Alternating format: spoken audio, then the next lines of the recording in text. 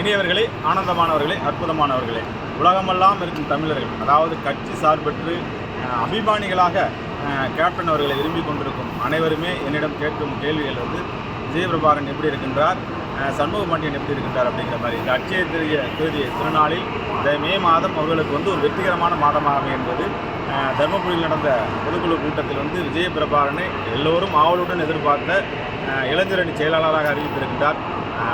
அதாவது இந்த அட்சயம் என்றால் வளர்ச்சி, அட்சய திருதி என்றால் வளர்ந்து கொண்டே போகக்கூடிய ஒரு விஷயம்.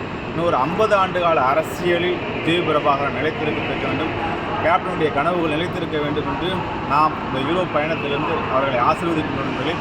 அட்சய திருதி என்பது பல வரலாற்று நிகழ்வு நடந்த ஒரு விஷயம். கங்கை பூமிக்கு வந்த நாள், குபேரன் பணத்தை மீட்டெடுத்த நாள், உலகத்தில் பல அதிசயங்கள் இருந்த நாள், பரசுராமர் பிறந்த நாள். இப்படி அற்புதமான இந்த திருநாளில் விஜயபிரபாகரன் தேசிய முற்போக்கு கழகத்தின் இளைஞரணி செயலராக அறிவிக்கப்பட்டிருக்கின்றார். இதுதான் எல்லோருடைய மூச்சு காற்று, எல்லோருடைய சுவாச காற்று, எல்லோருடைய கனவு, எல்லோருடைய ஆவல். அதாவது தேமுதிக அப்படிங்கிற மாதிரி இல்லை, உலகமெல்லாம் பறந்துரைந்திருக்கும் தமிழர்களுடைய மாபெரும் ஆசை. அந்த ஆசை இன்று நிறைவேறியிருக்கின்றது.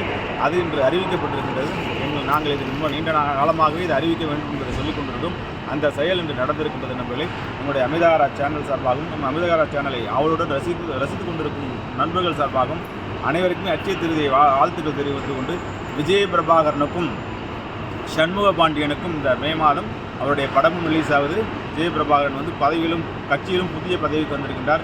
வெற்றி மேல் வெற்றி குறித்து பல்லாண்டு காலம், பல்லாயிரத்து ஆண்டு காலம் தமிழ் மக்களுக்கு நல்லதும் நல்ல செயலும் நல்லவர் லட்சியம் வெல்வது நிச்சயம் என்ற கோட்பாட்டுக்கேற்ப கேப்டனுடைய லட்சியத்தை நிறைவேற்ற விஜயபிரபாகரன் புறப்பட்டிருக்கின்றார். அந்த பயணம் வெற்றி பயணமாக அமைய நாம் ஆசீர்வதிக்கின்றோம். வாழ்த்துக்கள். வாழிய நலம், வாழிய பல்லாண்டு.